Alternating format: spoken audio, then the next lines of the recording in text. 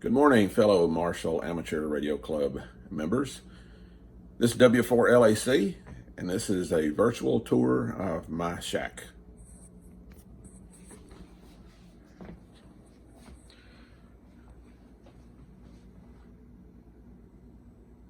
This is my FTM 400.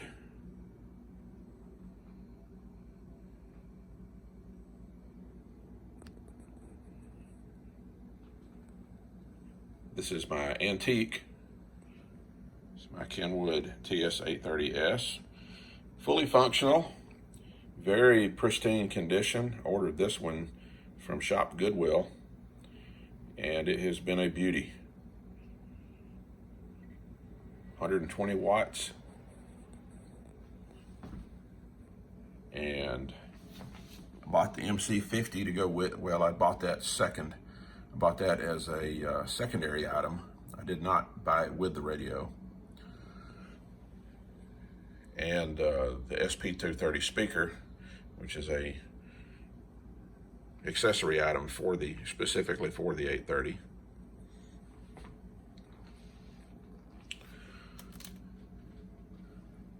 It's my Heathkit SB201. Got a brand new set of tubes in it. It's got the Harbach modifications, including the power supply, soft switch, soft start, and a new set of tubes.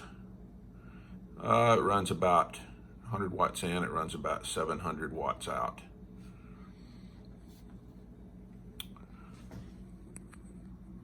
This is my part of my little radio switching network. It switches the amplifier keying leads off of the different HF radios that I have, and channels them down to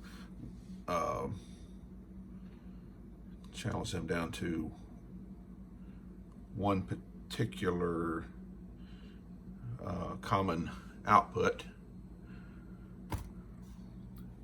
And along with that is my antenna switching network.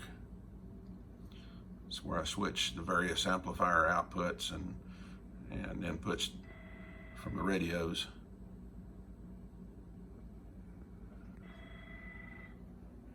And that's the speaker that I'm using for the FTM 400.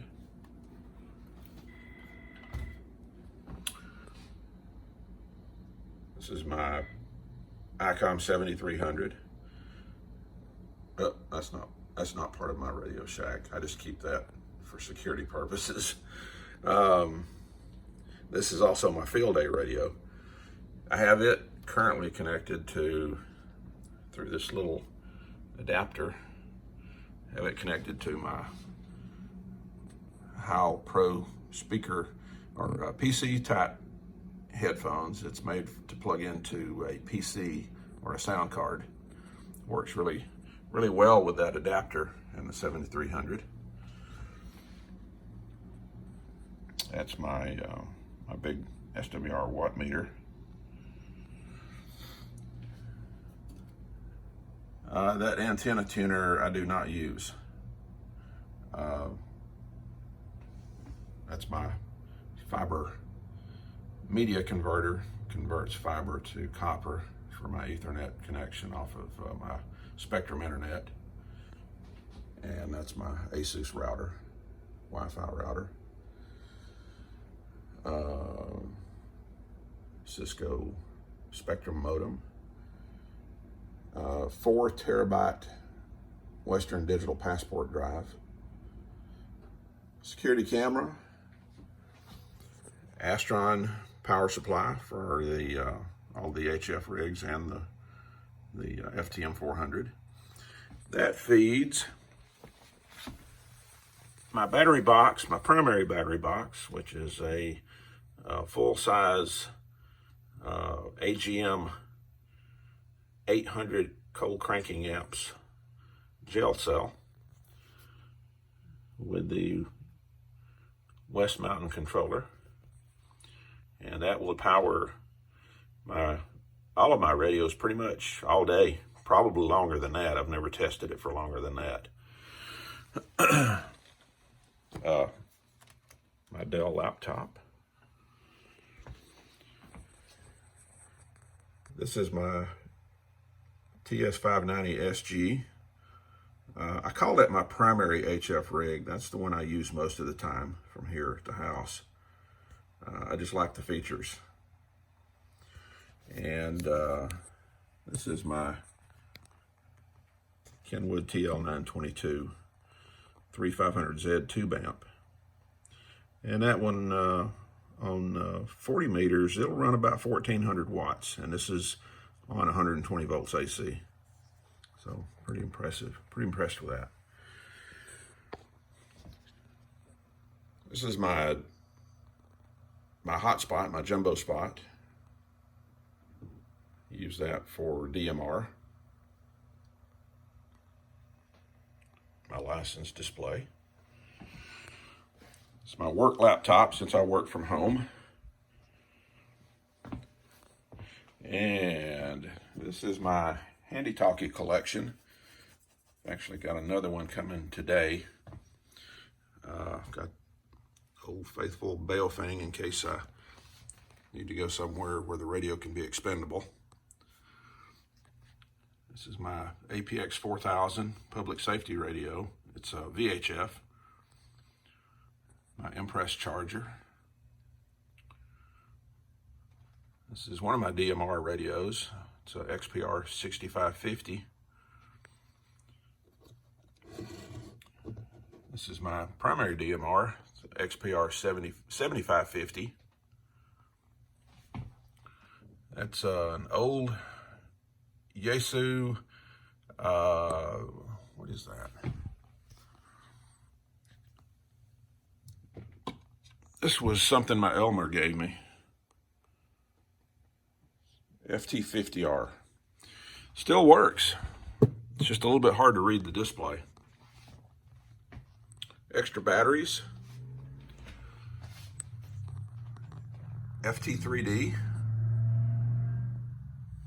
FT60. And my BC125AT scanner, which is what I use to go out and map frequencies out when I go to racetracks.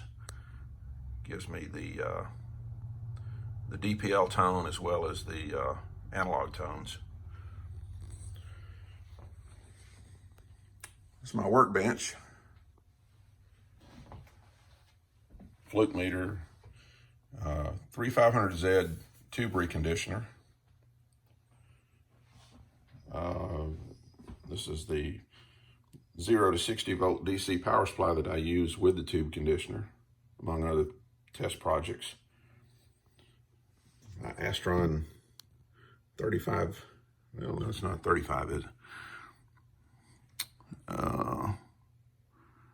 Yeah, 35 amp switching supply. That's what I used for my test bench. It's my 120 volt Variac. Very useful for working on tube amplifiers. Lets you ramp up the voltage slowly. 2500 volt AC high pot tester. I use that in conjunction with the tube reconditioner. Allows me to check the breakdown voltage between the grid and the plates before you put them in your amplifier and blow your power supply up. Frequency generator, function generator, used for alignment. It's my Tektronix solid state oscilloscope. And my little soldering iron station. It's my ARRL volunteer examiner certificate. My Ryobi generator for field day. Microphones. Forgot to show the microphones. That's a Heil Gold line. I use that with the Kenwood, using the Heil Boom. This is a Xingyu studio mic. It's a little cheap $35 Chinese mic that I use on the FTM400. Well, that's about it for the shack.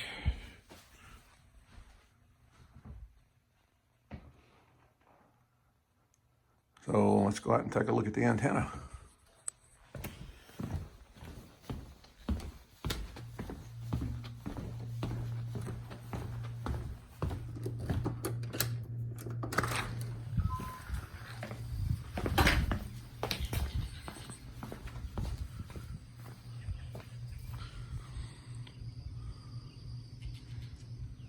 This is my fan dipole, 80 meters, 40 meters, and 20 meters. And it will tune somewhat on 6 and 10, but kind of in a weird part of the band, not very useful. But it's sturdy. This thing has survived everything that's been thrown at it so far. Looks like I've got some wildlife on top of the Ballon. And that leaves one more thing, and that's my 2-meter antenna.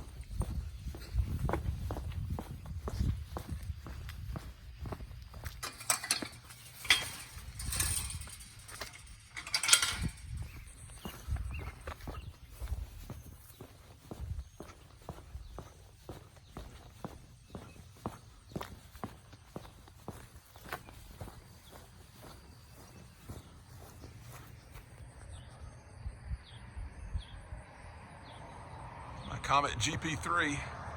It's up 25, about 28 feet on just a regular old sectional pole. Very first antenna I put up. So that's it. That's my shack.